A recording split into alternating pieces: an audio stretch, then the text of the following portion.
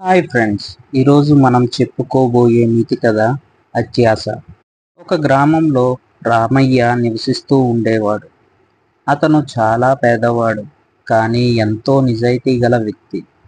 ఎప్పటికప్పుడు తనకు లభించిన సంతోషంతో తృప్తి పడేవాడు. ఏదోలా బతికేయాలని అనుకునేవాడు కూడా. అతను ఎప్పుడూ అధిక సంపాదన గురించే ఆలోచించేవాడు. ఒకరోజు రామయ్య పొలంలో నాగలితో దున్నుతుండగా అతనికి ఒక చెక్క పెట్టె కనిపించింది.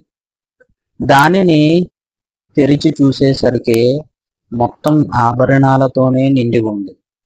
అతనికి మొదట భయం వేసినా దానిని చూసేసరికి అతనిలోని అత్యాశ మొదలయ్యింది.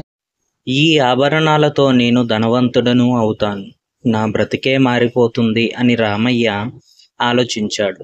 కానీ వెంటనే తన భార్య అతనికి ఇలా చెప్పింది, మనకు ఇలాంటివి వద్దు రామయ్య, మనం మన కష్టంతో సంపాదించుకోవడం మంచిది. ఈ బంగారాన్ని తిరిగి యజమానికి ఇవ్వడం మంచిది అని చెప్పింది.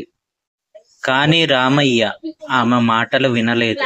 ఇది నా అదృష్టం, ఈ బంగారం నాకే దొరికింది, నేను ఈ బంగారంతో చాలా డబ్బున్నవాడిని అవుతాను అని చెబుతాడు తన భార్యతో.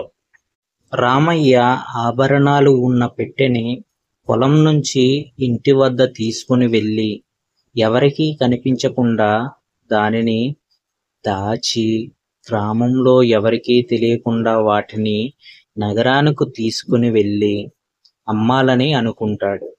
మరుసటి రోజే అతను ఆభరణాల డబ్బా తీసుకుని నగరానికి బయలుదేరుతాడు. నగరానికి చేరిన తరువాత అతను ఆభరణాలను ఒక బంగారు వ్యాపారికి చూపించాడు.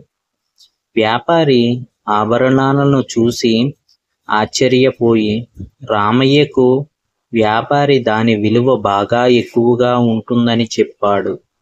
కానీ ఆ వ్యాపారి ఏమిటో తెలియని అనుమానంతో ఆ డబ్బా సరిగా పరిశీలించగా అప్పుడు ఆ వ్యాపారి తెలుసుకున్నాడు, ఆ ఆభరణాలు అసలు బంగారం కాదని, కేవలం కలపపై బంగారు రంగు వేసి తయారు చేసిన నకిలీ ఆభరణాలని రామయ్యకు ఆ వ్యాపారి చెబుతాడు. రామయ్య ఆశతో స్వప్నలోకంలో విహరించి ఏమీ సాధించలేకపోయాడు. తన అత్యాశ అతనికి మరొకసారి గుర్తుకు వచ్చేటట్లుగా చేసింది. అతని భార్య చెప్పిన మాటలు నిజమని అప్పుడు అతనికి తెలిసింది. కానీ అప్పటికే చాలా ఆలస్యం అయిపోయింది.